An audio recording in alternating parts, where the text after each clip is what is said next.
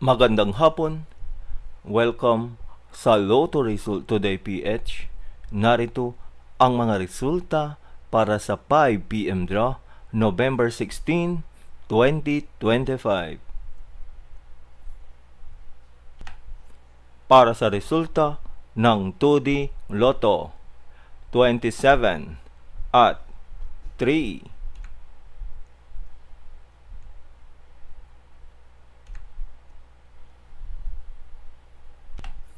Para sa resulta ng 3D Lotto, 5, 6 at 0.